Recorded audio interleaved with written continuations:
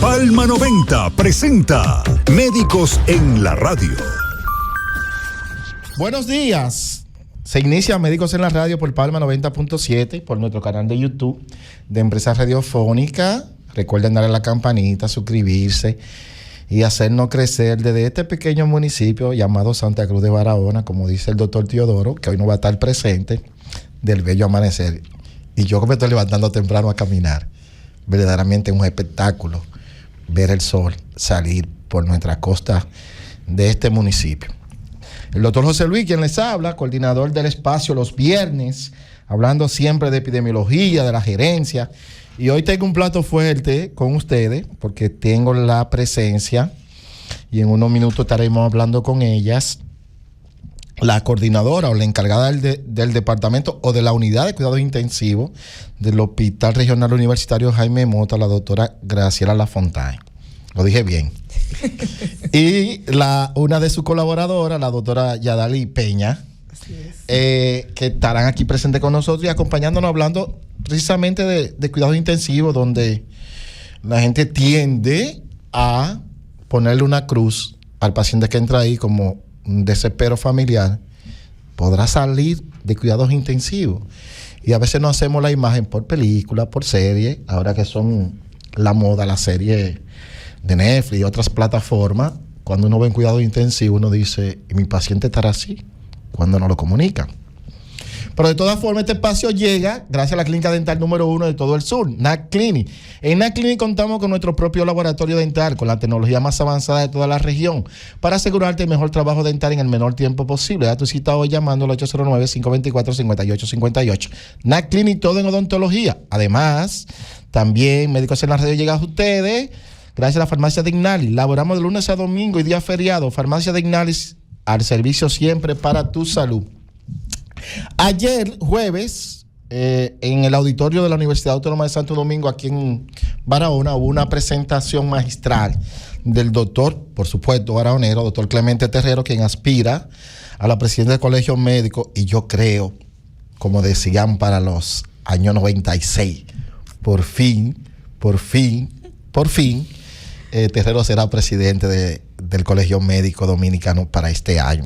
Y hablaba, que aquí lo hemos abordado en otras ocasiones, del sarampión en las Américas. Y qué tan miedo da cuando vemos los números en frío de cómo viene evolucionando dicha enfermedad, que el último caso fue abordado para el año 2001, 2002. Si la memoria no me falla, cuando hacían el diplomado de vacuna para el año 2008, nos hablaban que esos casos eran post-vacunal. Desde la fecha en Dominicana no se ha presentado un caso. Pero, sin embargo, en la presentación de los números de Estados Unidos hasta Argentina en las Américas, se han dado varios episodios en los últimos 9 años. Incluso se puede decir que la encargada de inmunización a nivel nacional estuvo en Venezuela hace unos años trabajando precisamente contra el sarampión. No porque había enfermedad, sino que la cobertura de vacunas estaba muy por debajo con relación a lo que se requiere, que es de un 95% de cobertura a los niños de 1 año. El país en los últimos 3-4 años anexó o sumó otra dosis de vacuna a los 18 meses, de hace 1 año y 8 meses, como segunda dosis de la vacuna sarampión, rubéola y papera, que es la triple viral, que se le aplica a los niños en 1 año, y por lo tanto ya son 2 dosis para llegar a la inmunización.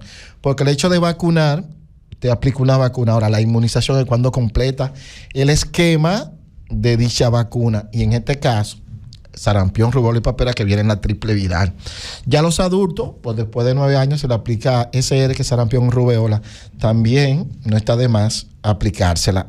Y por lo tanto hacemos el llamado a las madres, padres, tutores, tía, abuela, todo el que tenga un niño por debajo de 5 años, revísele la tarjeta de vacuna, o como se llama ahora, la cédula del niño, y si le falta una dosis de vacuna, pues llévalo al puesto más cercano o donde te acostumbra a vacunar. Decía con Terrero, presentaba los números, tiene una tasa de mortalidad de un 12%, muy elevado.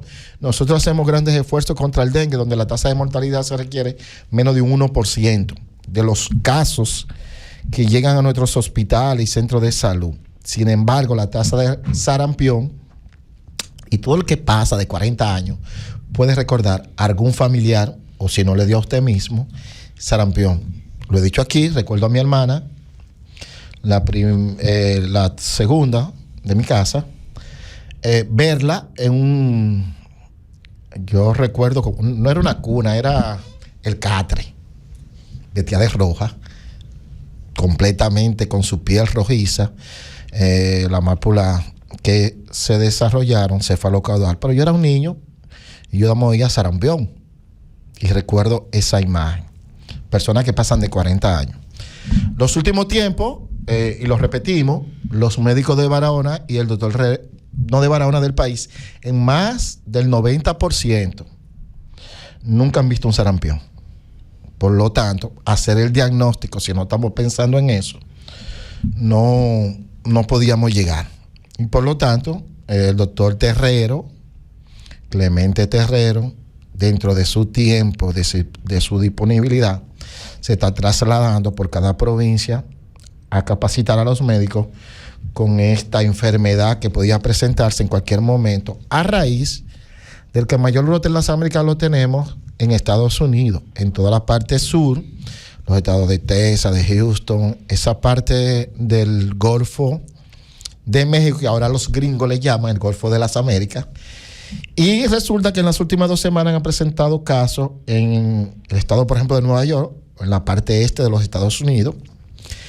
Y hubo un concierto, que lo dije creo que la semana pasada, de Shakira en Nueva York, y una persona que dio positivo a sarampión estaba dentro del concierto. Por lo tanto, allí funciona, dentro del CDC de Atlanta, la localización por la compra de la boleta de las personas para poder localizar y tomarle muestra y ver, tratar de frenar dicho brote, que va creciendo. Y la semana pasada decían que iban 1,000 casos ya positivos. Esta semana probablemente termine el año escolar en parte de América. Y entonces esos niños que están en Estados Unidos y parte de toda América, los mandan para acá o vienen de visita a disfrutar del inmenso sol que hace por aquí. Y se los mandan a los familiares, a la abuela, a los tíos. Y probablemente hay muchos de esos niños que no tienen vacuna contra sarampión. Y yo digo que peor aún, porque en lo que es el homólogo al ministro de Salud en Estados Unidos, Kennedy Jr., que es del Departamento de Salud, es un antivacuna, no cree en la vacuna. Entonces, cuando usted tiene un ministro de Salud que no cree en la vacuna, ¿cómo agravamos la situación? Porque dentro de los casos que están presentándose, alrededor del 60% no tiene vacuna colocada, no tiene vacuna puesta, no está inmunizado. ¿Y qué vamos a hacer entonces como país? Dentro de la intervención le hacíamos la pregunta al doctor Clemente, que está haciendo el Estado Dominicano con relación a este caso, ya que la jornada de vacunación de las Américas, que es un acuerdo con todos los países nuestros, está inmenso aquí en el país con la vacuna, la nueva vacuna, esa Valenta, que tiene 6 vacunas porque fue añadida la combinación de la penta con el polio, y por lo tanto están inmensos en esa vacuna. Sin embargo, precisamente por los casos que están presentando en el país, en América, especialmente en los Estados Unidos, y con una tendencia a crecer en la parte este de ese mismo país, pues si en Estados Unidos da gripe, aquí da neumonía. Y lo decimos en términos de salud y en términos económicos. Y la dosis de vacuna cuesta $1. ¿Cuántos niños tenemos menor de 5 años? Que es donde se está presentando la mayor porcentaje de casos. Entonces, yo creo que el país debe embarcarse para los próximos 3 meses y empezar una jornada masiva de vacunar a todos los niños menores de 5 años hasta 1 año de forma indiscriminada. No importa que usted la tenga, que el niño se le hayan puesto. Yo creo que es pertinente en estos momentos desarrollar esa jornada para evitar el sarampión, que a una persona le puede dar sarampión, pero hay un 1% o un caso en 1,000,000 que puede presentar manifestaciones tardías que pueden llevar a la muerte. Y no hay forma de detenerla. Y usted puede ser, o su hijo, ese uno o esa persona dentro del 1,000,000. Quería resaltar eso porque fue muy fructíferante la conferencia, y cuando uno combina La experiencia del doctor Clemente Terrero, con lo que uno lee, con lo que uno va investigando y con lo que uno se va dando cuenta a través de la lectura de esos países que presentan los casos como son. Entonces uno dice, hay que hacer las cosas correctas para poder evitar. Y en salud, precisamente como los viernes hoy tratamos, y saludo a Oelmi, que siempre toma nota del programa para la publicación de su periódico digital, que esta semana cumplió 6 años, Faro del Sur. Saludo a Oelmi. Es preciso trabajar en conjunto para poder llevar la prevención y promoción de salud, que lo hacemos desde los viernes, para poder evitar desgracia mayor. El otro caso es que creo que en Ecuador hay un brote de leptospira y se preguntaban alguna gente si yendo a ese país se puede manifestar en otro. No hay transmisión de persona a persona. Eso sáquenselo de la cabeza.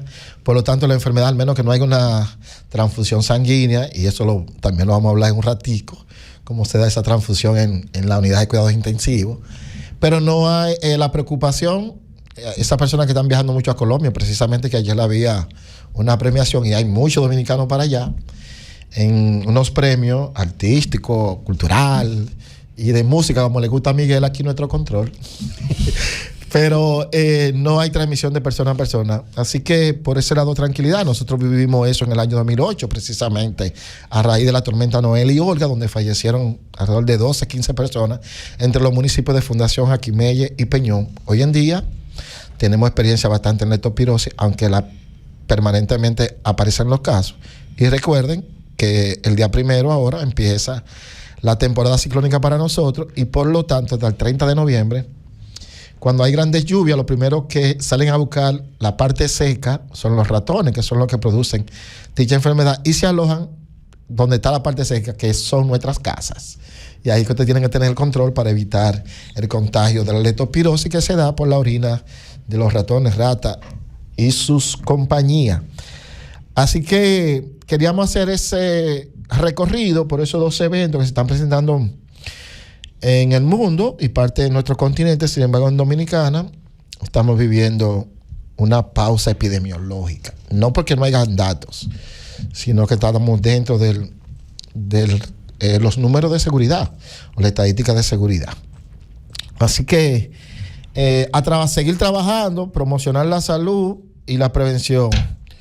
Doctora Lafontay, usted hoy está como invitada, que usted es parte de nuestro espacio de Médicos en la Radio, pero queríamos abordar, no solamente por las informaciones que salen a veces del hospital, que se diseminan por todos los medios digitales de nuestro pueblo, y lo voy a decir con toda, es bueno que las cosas salgan para poder tomar las correcciones del lugar. ¿No, verdad, Miguel?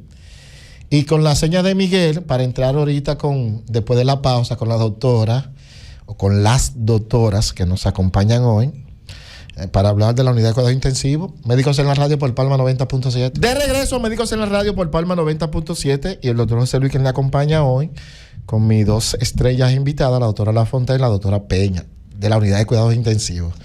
Lafontay. Muy buenos días, José Luis. Muchísimas gracias por la invitación. Es un honor para mí siempre estar aquí. Hoy en calidad de invitada. Claro. Para nuestros radioyentes, esta voz no va a ser desconocida, porque estoy los martes, pertenezco al staff. Sí. Pero realmente muchísimas gracias por la invitación. Sí, es que la unidad de cuidado intensivo es sinónimo muchas veces de la gente de mucha preocupación. Sin embargo, yo quisiera abordarlo con ustedes. La unidad de cuidados intensivos del Hospital Jaime Mota, completa, ¿cuál es la descripción que ustedes tienen? ¿Cuál es el abordaje? ¿Cuál es el equipamiento? ¿Cuántas personas están integradas en el equipo? ¿Y cómo funciona el servicio dentro de la unidad de cuidados intensivos, que no es un apéndice del hospital, es parte del servicio del hospital? Exactamente. Antes de, es bueno recordarle al público, a las personas que nos escuchan y nos están viendo, que la unidad de cuidados intensivos no es más que un área dentro del mismo hospital, pero aislada de las demás áreas. ¿Por qué aislada? Porque aquí solamente van pacientes que tienen patologías, que tienen enfermedades que ponen en riesgo su vida. Okay. Es decir, ahí no va una gripe, ahí no va un dolor de un dedo, ahí no va una fiebre. Van patologías que ponen en riesgo la vida del paciente. Patología y eventos. Y eventos, exactamente, que ponen en riesgo la vida del paciente. En nuestro caso, contamos con un área totalmente aislada, con aire acondicionado permanente, 24/7. No podemos estar sin aire en la unidad de cuidado intensivo porque es un área totalmente cerrada. O sea, no tenemos ventanas. Y tenemos 11 Y el aire ahí no se daña. Realmente el aire de cuidado intensivo, si se daña a la media hora, tiene que estar arreglado. Okay. Y así ha pasado, porque no se puede trabajar sin aire ahí adentro. Por eso, gracias a Dios, tenemos un aire totalmente para nosotros y para los usuarios. Nuestra unidad de cuidado intensivo cuenta con 11 cubículos. 11 cubículos son 11 camas. Exactamente, con 11 camas para que en lenguaje coloquial nos entiendan. Sí, para que la gente lo entienda. Que siempre están llenas. ¿Cuál es el porcentaje de ocupación de esa cama? De ocupación de nuestras camas depende de la fecha. No, el promedio así. El promedio. Porque en diciembre hay poca. No, si tú supieras que en diciembre, desde que llega 22, ¿verdad, Peña? De diciembre, ellos piden hasta de alta petición porque no quieren estar ahí. La gente no se enferma cuando tienen cuarto. Ya tú sabes. Cuando tienen cuarto la gente no se enferma. Semana Santa, con esos accidentes de tránsito, 100%. Pero el nivel de ocupación, ¿cuál es? El nivel de ocupación, un 80%, 85%. De 11 me quedan siempre disponibles 2 camas, más o menos. Exactamente, de 11, 2, como hoy, por ejemplo. Sí. Así es. De esos 11 cubículos, hay 2 que son cubículos de aislamiento. Cuando hablo de aislamiento, estos están destinados a pacientes con patologías altamente contagiosas. Cuando hablo de patologías contagiosas, hablamos de neumonías importantes, hablamos de pacientes con úlceras, pacientes pie diabéticos, que cabe destacar que solamente en nuestra unidad, en nuestro hospital, se ingresan pacientes con pie diabéticos. ¿Del municipio completo de Barahona y de la provincia? Y de la región, Okay. porque aceptamos pacientes de la provincia. Y un chisma para allá de la región, ¿no, verdad? Un chisma para allá también. Cruzando la frontera. No, cruzando la frontera. Ah, claro que sí, esos son nuestros inquilinos principales, cruzando la frontera. Sí. Pero Pedernales, Independencia, Bauruco, Barahona, aquí somos el hospital de recepción de esas provincias. Y en ese caso de la frontera, como lo mencionamos, ¿ustedes tienen estadística o lo visualizan? La ocupación de camas entre dominicanos y extranjeros haitianos, totalmente. En la unidad de cuidado intensivo realmente es más la ocupación de dominicanos. Ok, sí. Ahí ganamos nosotros. Ahí ganamos nosotros. Está realmente. bien. Y ahora mismo, con lo que está pasando de la migración y demás, se ha reducido considerablemente. Visiblemente, claro. Vamos a esperar que termine este mes para ver la estadística, para compararlo con el mes de abril, que es donde inicia el 21 de abril, las medidas del gobierno central. Así es. Perfecto. Entonces te decía que solamente nosotros aceptamos patologías contagiosas, como por ejemplo los pie diabéticos. En ningún centro privado de la provincia se admiten, solamente en el hospital. Entonces no vayan a los centros privados, porque vayan directamente al hospital. Exactamente, porque de ahí porque a veces se sienten mal con el doctor del centro privado que quiere darle la atención, pero el centro privado no puede porque no tiene sala de aislamiento para esos casos. Entonces no se sienta mal y vaya al hospital, que tenemos una unidad que da respuesta. Así es. Cuando hablamos de nuestro equipo, la unidad de cuidado intensivo está compuesta por 2. Cabe destacar, para que no se confundan, las unidades de cuidado intensivo se dirigen por intensivistas. Claro. En nuestro caso, yo soy médico familiar, encargada de la unidad de cuidado intensivo con una maestría en cuidado crítico. Ok. Así es. ¿La existe aquí en el país, la maestría? Sí, señor, en Santo Domingo. Entonces, tengo alrededor 2 años, exactamente, a cargo de la unidad, que fue desde que nuestra intensivista, por temas personales, tuvo que renunciar porque no era de la región. Sí, ese es un problema que se da constantemente. Así es. Entonces tenemos con nosotros 4 médicos generales. Ahí está la doctora Yadalis Peña, que nos acompaña hoy, el doctor Segura, la doctora Medina y el doctor Cuevas. Y mi colega, homóloga, médico familiar, la doctora Silfa, que es quien está en las tardes, porque cabe destacar que la unidad nunca está sola, no puede estar sola. Sola en el sentido del especialista, aunque sea médico familiar, y un médico general de acompañante, para darle atención a las 10, a las 11 camas que tenemos. A lunes, 24 horas. La unidad no puede estar sola, y un residente también. También. ¿De emergenciología o medicina familiar? No, los de emergenciología son rotantes. Claro, suben, pero son rotantes porque tenemos demasiada demanda en la emergencia. Ok. Así es. Las especialidades que tenemos: cabe destacar que los UCI, las unidades de cuidado intensivo, hay UCI especializadas. Nosotros tenemos una UCI neonatal en el Hospital Regional ¿Qué Universitario. otra unidad? Esa Que ese UCI, con el perinatólogo que se trabaja. Exactamente, una perinatóloga por día, de lunes a lunes también, donde reciben esos niños que nacen y que tienen alguna dificultad de Y salud. la tienen dividida como antes, que teníamos una para los pacientes que nacían en el hospital y otra para los que referían de los otros centros. No, tenemos un UCI neonatal completo. Así es, Ok. completo, con de todo igual que nosotros o más. Sí, pero seguimos en los adultos. Exacto. Nosotros que somos de adultos, en nuestro caso somos polivalentes. Para que me entiendan, polivalente es que no somos una UCI coronaria donde van los pacientes con infarto. No somos una UCI de ortopedia donde van los traumas. Somos una UCI generalizada. Recibimos infarto, trauma, neumonía, pie diabético, infecciones, pacientes con cetoacidosis diabética. Hay ACV, que es la segunda causa ahora mismo de ingreso a la unidad, porque la primera, lastimosamente, son los accidentes de tránsito. Motoristas sin casco. Exactamente. Motoristas sin Esa es la casco. ocupación a un 65% de la unidad ahora mismo. No, ese es el mismo dato estadístico que tiene el país entero. Si nos vamos al traumatológico de La Vega, al Darío, al Neñaria, inclusive hasta la Plaza A de veces Salud. yo llego a la unidad, Félix, y yo digo, bueno, ya nos convertimos en un UCI traumatológico. Hay que mandarlo para el Taiwán. Para Taiwán, hay que mandarlo para allá. Atención, Mildred, te vamos a mandar tu paciente. Para allá. Entonces, gracias a Dios, aparte de nosotros, tenemos el apoyo, trabajamos en coordinación con todas las especialidades y subespecialidades, porque tenemos subespecialidades en el hospital. Así es, te hablo de neurocirugía. Tenemos 3 neurocirujanos que operan y tienen capacidad resolutiva para todo. ¿Se está operando toda la semana de neurocirugía? Sí, porque toda la semana llegan traumas, así es. Sí, es por eso la pregunta. Sí, se está operando. Pues, señores, miren, o escúchennos. Operar un paciente de neurocirugía le cuesta al Estado alrededor de 1.5 millones de pesos por atención del paciente en cuidado intensivo, con la cirugía y todo lo que tiene que descifrarse en esa atención. Alrededor de 1.5 promedio. Es lo mínimo que se gasta. Y solamente evitándolo con un casco. Yo no sé hasta cuándo vamos a permitir que los dominicanos, no solamente el motorista que va adelante conduciendo, aquí vamos a tener que legislar para que también el pasajero se le ponga el casco. Porque 1.5 y el hospital con 11 camas no da abasto para la región. No solo la cirugía, Félix, aparte de que la cirugía dura 6 horas. 6 horas como mínimo. Y luego es un paciente que tiene que ir de ese postquirúrgico a la unidad de cuidado intensivo. Esos son 100,000 pesos cama, el intensivo. Sí. Así es. 100 por día. Así es. Y lo mínimo que dura un paciente de neurocirugía ingresado son 14 días. Bueno, ahí tiene Estadía 1.4 y la cirugía hablamos de 400 a 500,000 pesos. Así es. Son casi 2 millones de pesos. Por eso decimos que el promedio, los 14 días, uno puede decir 10 días en promedio que duran, ocupación de cama. Hablamos de 1.5 a 2 millones como mínimo. Así mismo es. Evitándolo con un casco. Evitándolo con un casco. Sí. Ya los eventos vasculocerebrales que los mencionaste, Sí, como segunda causa de muerte y de ingreso a la unidad. Entonces, las enfermedades de accidente cerebrovascular fruto de la hipertensión, casi siempre, y los traumas cráneoencefálicos. Los cráneoencefálicos, la tasa de mortalidad es más alta que los accidentes cerebrovasculares. En el caso de ustedes. En el caso de nosotros, no. No.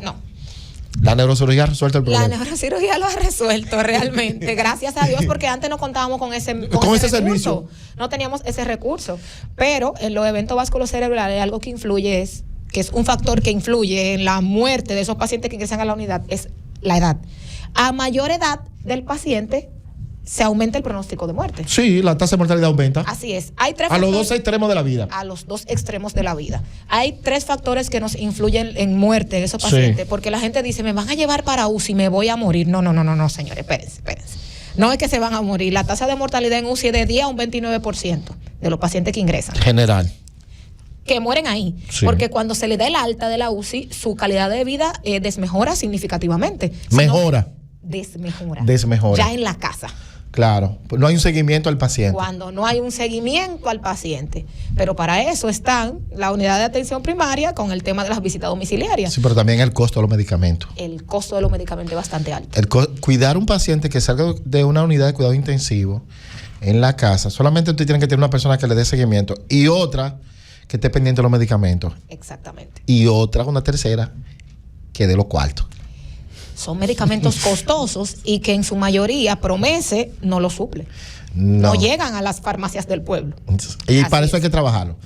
Pero Así seguimos es. con Así es. Seguimos. En el caso te decía que hay 3 factores que Sí. influyen en la muerte dentro de la unidad de cuidado intensivo. La edad es la principal. Sí. La gravedad del paciente. El paciente a veces llega que tú dices, caramba, aquí ya no hay nada que hacer. Y por último, y no menos importante, las comorbilidades que tenga el paciente. Cuando hablo de comorbilidades, para que me entiendan, las enfermedades que tiene previo al evento. O los años que tiene con la enfermedad. Los años que tiene. Tú mencionaste la hipertensión, la Sí. principal. Paciente con evento vasculocerebral, paciente hipertenso. Que De en más su de 10 años. De más de 10 años que en su mayoría abandonaron el tratamiento. Completamente de acuerdo. Subió la presión bruscamente, mandó sangre al cerebro, le dio un evento vasculocerebral hemorrágico. Y O ahí entra isquémico. también, o isquémico, pero... No, pero dime a la gente lo que es el hemorrágico, porque para que entiendan. la gente entiende, le dio un ACV hemorrágico y la gente cree que está botando sangre por el el oído, o que está botando la sangre por la Vulgarmente, boca. coloquialmente, la gente dice, le dio un derrame, le dio Sí. una trombosis. Bueno, pues ese derrame, entonces, que hay, en vez de un coágulo, como ellos se expresan, hay sangre. Y el cerebro no está capacitado para tener sangre. Con 50 cc de sangre, ya hay No, demasiado. yo lo aprendí en la universidad, se rompe la cerebral media, la principal. es más de un ¿verdad? 60%, sale un chin de sangre al cerebro, lo irrita y por eso usted ve a la gente casi Sí, siempre. lo irrita, lo dematiza. Que hay que amarrarlo para poder tranquilizarlo y darle tratamiento. El nivel de conciencia, el paciente no sabe dónde está, el paciente no sabe quién es. Como hacía mi papá, mi medicamento. Yo soy hipertenso y ya te enseñaba los medicamentos. ¿Y cuántos días te tienen que no se lo toma? 3. El ACV ahí. El ACV. Esas son las complicaciones del abandono de tratamiento, es la principal causa Claro. de esos eventos vasculocerebrales. Eso es el caso de los eventos y de las eventos, enfermedades. así es. Ahora, y hablamos un poco de los traumas, pero volvemos después de la pausa para saber desde la emergencia cómo llegamos a la unidad de cuidados intensivos y ahí entra la doctora Peña para su atención dentro de su servicio cada 4 días. Médicos en la Radio. De regreso a Médicos en la Radio y uno va teniendo un programa paralelo en las pausas. Y se dan tantas cosas que uno dice solamente, Dios mío, acompáñanos. Doctora Peña, ¿cómo se da el mecanismo de comunicación? Usted estando en un servicio y de emergencia, la llaman, la mandan a buscar, le presentan el paciente que va por cuidados intensivos y por qué se decidió. ¿Y usted qué hace cuando le dan esa información de un paciente determinado? ¿Llama a su superior o usted admite el paciente en cuidados intensivos siempre que tenga la cama? Así es. Buenos días. El protocolo a seguir cuando el paciente ingresa a la unidad, o mejor dicho, a la emergencia, Sí. es evaluado por el emergenciólogo, en este caso el doctor Tavares, y su equipo de residentes. Se le mandan a hacer las analíticas, imágenes. Por ejemplo, si es un evento, se le hace tomografía. Que ya el tomógrafo funciona. Gracias a Dios. Y si el paciente está estable, Sí. y cuando estaba dañado se mandaba a hacer fuera para tener un diagnóstico certero. Una vez ya el paciente está O un diagnóstico confirmado. Entonces se comunican conmigo si yo estoy de servicio. El que está en servicio, ¿en qué está usted? Tenemos un paciente, se presenta el paciente, se le hacen sus órdenes, todo. Sí. Y le digo si hay disponibilidad y el paciente sube a la unidad. Usted no se comunica con su superior. Usted lo admite directo, por responsabilidad. Por lo general, el paciente ya es presentado a mi superior. Ok, Desde la emergencia me llaman a mí o a la doctora Silvia. de acuerdo. Exacto. Entonces, como es el médico de servicio, se me presenta a mí, entonces Sí. ya el paciente sube listo. Una vez en la unidad, se reevalúan las órdenes, se confirma que todo esté bien y el paciente... se ¿Y le ustedes da tienen la ustedes atención. tienen la responsabilidad también de cambiar órdenes de emergencia allá en la unidad? Sí, señor. Ok. Porque a veces por la rapidez, la demanda de pacientes en la emergencia, Sí, por eso la pregunta. Algunas cosas, entonces es bueno siempre revisar y confirmar que las órdenes estén acorde con la patología o la condición del paciente. Dentro de sus servicios siempre se dan lo mismo en términos de la proporción de los traumas contra los eventos ACV y otras patologías que se dan en el centro. Siempre la número 1 es trauma.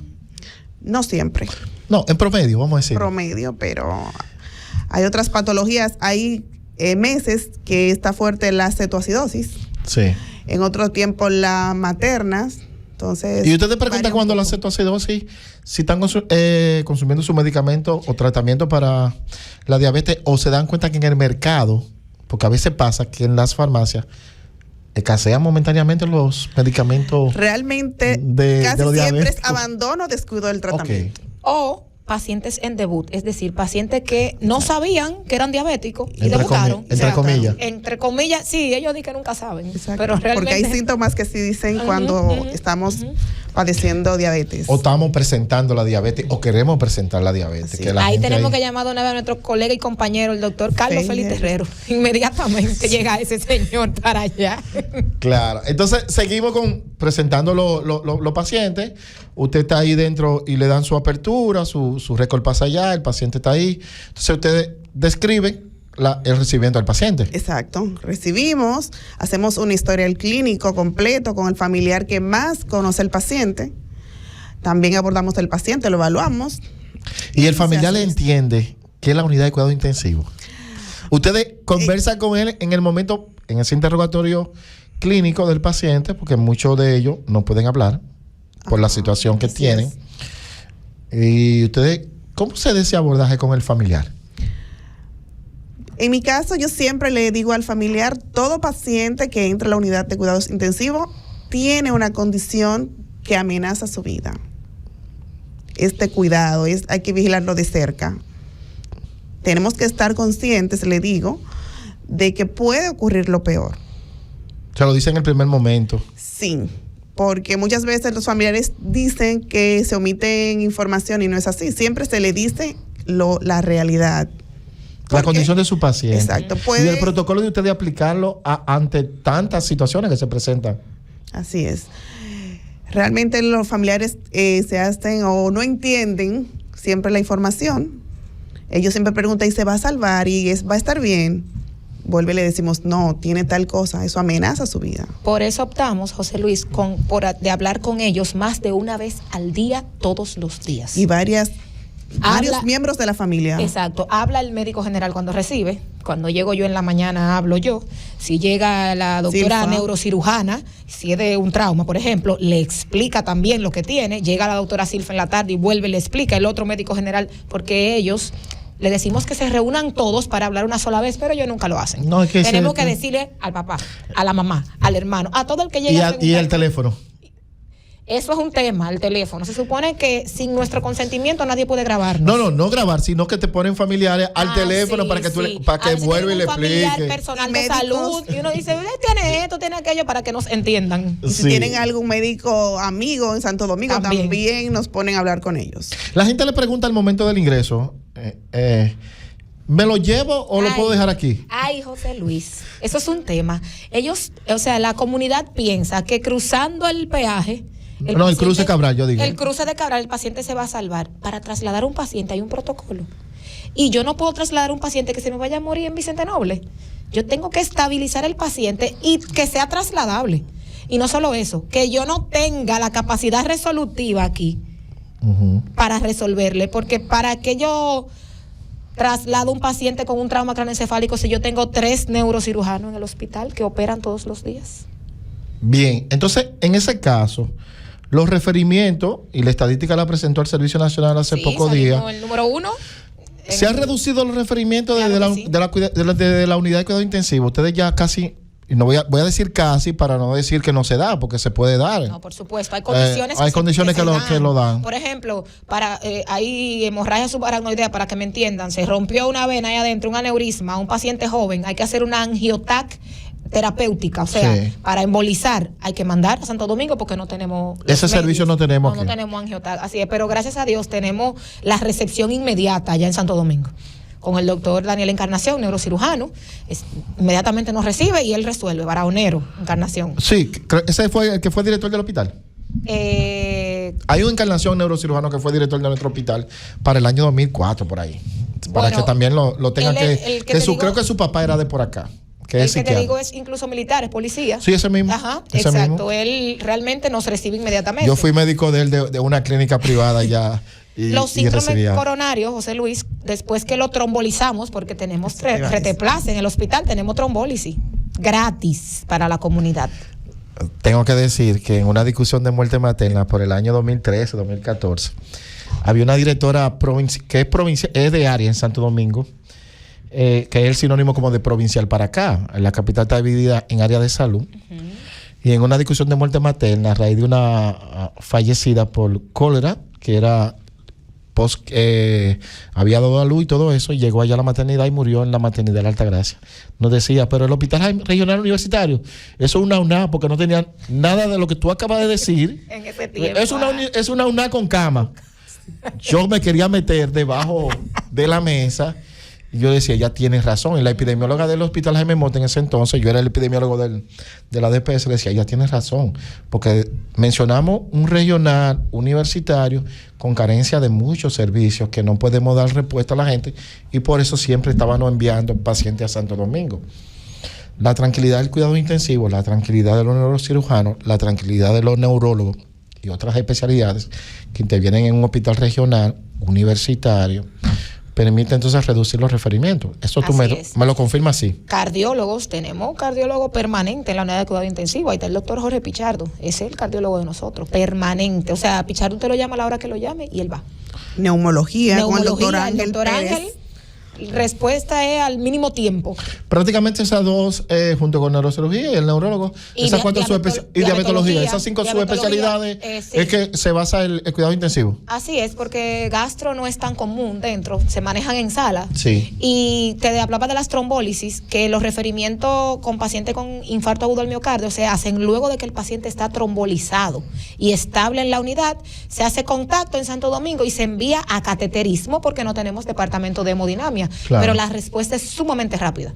¿Y usted cree que nos falta eso entonces para un proceso? Así es. Hay que pedirle a los cardiólogos de Barahona que se muden para acá. Atención, Pichardo y López. No, pero que se muden para acá también, porque entre mayor disponibilidad, ojo, solamente nosotros tenemos alrededor de 3 cardiólogos en la región entera. Así es. 3, porque ya el doctor Imael, edad avanzada, está un poquito fuera, nos quedan 3. Entonces, todavía es muy poco para la cantidad de pacientes que nosotros tenemos. Tenemos alrededor de 400,000 habitantes para la región Enriquillo entera. Y un chin más, yo siempre propongo o digo de los haitianos que recibimos a veces pacientes con referimiento hasta en creol. Claro, los últimos tiempos como que ha disminuido en cada hospital, pero aparecen. Hace un momento también preguntaste por el equipamiento. Sí, el equipamiento. Se me pasó mencionar que tenemos ventiladores mecánicos. ¿Para cada cubículo? Tenemos un total de 6 ventiladores y 2 de estos están en la emergencia. 4 en la unidad. Pero funcionan. Se movilizan. Por la necesidad. Son móviles, así es, son móviles. Sí, es importante. Y no siempre se tienen más de 3 pacientes en ventilación mecánica asistida. Cuando estamos a casa llena, tenemos ventilado en la emergencia y en la unidad cuando no tenemos el espacio. Y cuando las personas, los familiares que entran y lo ven con todo ese aparataje de cuidado intensivo. Antes de entrar, para ventilar a un paciente, ponemos al familiar a firmar un consentimiento informado. Ese consentimiento estipula que su paciente se va a entubar, se va a conectar a un ventilador y que la vida de ese paciente corre peligro. ¿Las besocomiales se dan frecuentes allá? Las asociadas a los servicios de salud, sí. Las enfermedades asociadas a los servicios de salud, hay gente que entra con una condición y puede infectarse de otra, presentar otra. Pero se ve más en pacientes que estuvieron ingresados hace un tiempo en el hospital, hace 2 semanas, hace un reciente, mes, y que vuelven. Se le hace un hemocultivo, se le hace una radiografía de tórax, en el caso de las neumonías, y se confirma. ¿Y ustedes hacen cultivo cotidianamente en la unidad? Claro que sí. ¿Control? ¿Cada qué tiempo? Cada 72 horas los pacientes en ventilación. Sí, pero yo digo no, a la unidad completa, a la cama, a las paredes. Así es, trimestral. Así es. ¿Y los resultados? Bueno, los gérmenes. No, ustedes los resultados, ¿los socializan entre el equipo? Esos resultados, eso se socializa ya con el tema del POA. Sí. Exacto. Y el comité de infecciosos, ¿no? Y el comité de epidemiología. Incluso son ellos que toman la muestra. Claro. El departamento de epidemiología, al igual a los pacientes en ventilación mecánica, cuando ya tienen 3 días en ventilación, se le toma una muestra, ya sea de sangre o de secreción o de esputo. Eso permite tener control dentro de la unidad y a la vez también saber cuáles son las infecciosas que se pueden presentar en dicho. Y a la vez, valga la redundancia, decir, este fue aquí, este no fue aquí. Y ese fue aquí. Este es de nosotros. Y este no fue aquí, es para que usted se quede con nosotros en Palma 90.7. Ya regresamos. De regreso a Médicos en la Radio por Palma 90.7. Y uno va haciendo un coloquio, le dije anteriormente, que es un programa paralelo. Dentro de esa unidad y responsabilidad que ustedes tienen, hablando de cuidados intensivos, de la unidad del Hospital Regional Universitario Jaime Mota, las autoridades circulan por la unidad para ver qué está pasando, qué hace falta. Así es. Te decía que yo creo que circulan demasiado. En mi caso, la doctora Olivero, mi subdirectora médico, Sí. todos los días pasa 8:30 de la mañana más tardar cuando viene de la entrega de guardia. Ya yo llego a las 7 Sí. de la mañana. La AFON que hay, qué pasa, qué tenemos, vamos a rondar. Y nuestra directora, la doctora Marilena Batista, 3 veces a la semana, 4 veces a la semana. Pero ya el requerimiento de que necesitamos algo se le hace por escrito. Yo me encargo de hacerlo por escrito. Todos los días una carta, como me dicen, pidiendo cosas que puede ser que se hayan agotado o cosas nuevas que queremos para tenerlas disponibles en la unidad. En el espacio de la pausa, tú me hablabas del gastro, en este caso de Elton, me hablabas de Erasmus como coordinador de medicina familiar. Así es. Y ustedes socializan, por ejemplo, la necesidad de medicamentos en base a la patología que tienen. Con ellos, si van a incorporar algo nuevo para usted pedirlo. ¿Y qué tanto se ha reducido el costo del bolsillo de los familiares para comprar insumos materiales al centro? Peña. Creo que a un 98%. Ya es muy raro. José Luis, nosotros nosotros estamos en una condición en que yo cargo funda y caja de mi consultorio Así de es. muestras. No, pero no es para que tú lo para cargues, no. Para reducir eso, aparte de que en el hospital la gente a veces se sorprende. Tenemos antibióticos como el meropenem, un carbapenémico de última generación. Sí. Eso no se agota en el Hospital Regional Universitario Jaime Mota. Mire la cara de José Luis. No, yo te pongo una cara porque siempre me acuerdo de la doctora que te acabo de decir ahorita, 2013, por allá 2014, la doctora... La fíjate, gerente de área. La gerente de área que me dijo así, me Era ofendió. una. Pero entonces Tienes que volver donde ella ahora. si es la veo, casi sí. nula Si la veo le digo, la mire, mejoramos. indicación para la farmacia por el familiar. Así es. Por el familiar. No, Es nula, se es suple, nula. el hospital se encarga de suplir lo que el paciente necesita.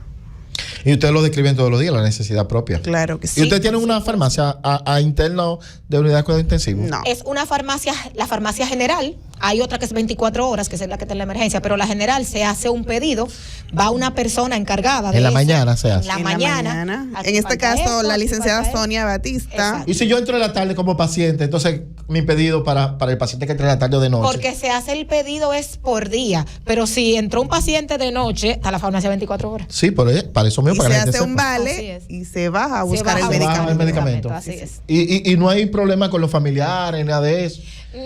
Bueno, con los familiares siempre vamos a tener problemas. El tema de la entrada, la unidad es una unidad cerrada. Sí. Hay 2 horarios de visita, Peña, tenemos. Tenemos horarios. de visita. 11 de la mucho. mañana. Eso es lo que yo 7 digo. de la noche. En los hospitales de Santo 11 y Domingo, 7. 11 y Sí. 7, así es. 11 de Casi la siempre mañana. es de 2 a 3 ya, para afuera todo el mundo. Una hora, exactamente. Pero ellos quieren. Una hora para movilizar, que si son 3, son 20 minutos cada uno. Ellos quieren entrar todos. Todos. A veces A hay todas las 15 horas familiares y quieren entrar Quieren todos. entrar todos. Y ellos no entienden que es por el bienestar del ¿Y paciente. están usando mascarilla para entrar a la unidad? Y batas de las quirúrgicas Quirúrgicas. las tenemos ahí para que se la pongan. No puede entrar sin bata. Y sin mascarilla tampoco. Bueno, la mascarilla, luego de que salimos del Vuelvan COVID, a implementarla por lo La menos durante estos Pero días, el porque hay un personal, aumento sí. de los casos de COVID en el país y en el mundo. Hay una variante nueva que se detectó en los aeropuertos de Estados Unidos, pero creo que en Taiwán, en un país de esos asiáticos, reportaron 7,000 y pico de casos, de 8,000 que en el mundo nuestro se personal reportan. y nosotras sí la utilizamos. Nunca hemos dejado de utilizarla. Implementaremos Pero hay que seguírselo a a los los familiares. Hace un momento, José Luis, hablaste de las transfusiones. Ah, Yo quería sí. mencionar ese tema. Sí, Quería mencionar ¿cómo el se tema. da la transfusión en esos pacientes que mayormente se sale a la calle a buscar un familiar para que sea donante en la unidad?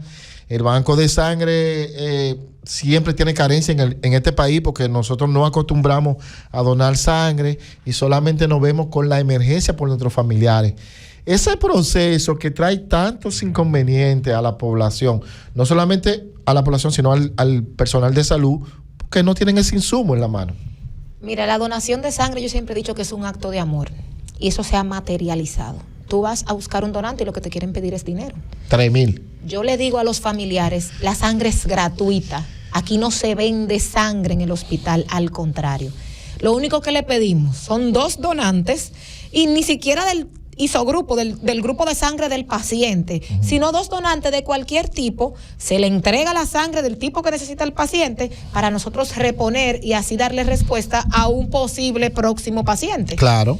Pero más sin embargo, si no tienen los donantes, el banco de sangre del Hospital Regional Universitario Jaime Mota le presta la sangre. Tú sabes que la gente empieza a pelear porque ellos dicen, como dominicanos me la piden, pero yo veo haitianos ahí se la ponen. Es cierto. Se la ponen a todos, se la ponen a todos. Sí, pero la gente empieza a pelear por esa situación y tú acabas de decir, no encontraron los donantes, el hospital tiene la responsabilidad de colocársela, porque es un ser humano. Cabe destacar que se la prestamos y rara vez la reponen. Porque le pedimos un Son documento. mala paga, morosos. Mala paga. Le pedimos un documento, una cédula, lo que sea, como garantía de que van a traer los donantes. Ellos dejan hasta la cédula. Dejan ahí, y el donante nunca aparece. Nosotros, José Luis, en mi caso, nosotros hemos puesto hasta camilleros, por favor, dona la sangre para ponérsela a ese paciente que no tiene familia, por ejemplo. Enfermero, hazme el favor, vamos para el valleíto con ellos, vamos para el banco de sangre a donar sangre. Y lo hacen, todo por el bien del paciente. Con el bien del paciente, denme las últimas recomendaciones a la gente para cuando tengan la necesidad de utilizar la unidad de cuidados intensivos y usted como familiar de acompañar a su paciente. Las mejores palabras para ellos. La primera es el tema de la donación de sangre. Acudan al hospital a donar sangre. Eso es un acto de amor y va a salvar muchas vidas. Por favor, ayúdennos con el tema de que ya llegó el paciente a la unidad de cuidado intensivo, la entrada a la unidad. O sea, vamos a hacer más... Vamos a reducirlo y evitarlo. Exactamente. Respetar los horarios. Así es. Y que tengan en cuenta que nosotros no estudiamos para matar a nadie. Al contrario, nosotros estudiamos para salvar vidas. Y estamos ahí para eso en el Hospital Regional Universitario Jaime Mota, con la única unidad de cuidado intensivo de la región Enriquillo. Y saber que el médico trabaja con lo que tiene, a veces hace esfuerzo para buscar lo que no tiene, pero sobre todo en compañía de los familiares por el bienestar de los pacientes. Mujeres, tengo que decirlo así, o doctoras, gracias. A ti, José Luis, muchísimas gracias. Buenos días. Por la invitación. Este espacio llega o fue presentado a ustedes gracias a la Farmacia Dignal y al Servicio Siempre para tu Salud. Y este espacio llegó gracias a la clínica dental número 1 en todo el sur, NAC Clinic. En NAC Clinic contamos con nuestro propio laboratorio dental, con la tecnología más avanzada de toda la región, para asegurarte el mejor trabajo dental en el menor tiempo posible. Ya tú citas hoy llamando al 809-524-5858. NAC Clinic, todo en odontología. Y como todo está en odontología, nosotros, los barahonero, a cuidarnos para cuidar a los demás. Médicos en la Radio por Palma 90.7.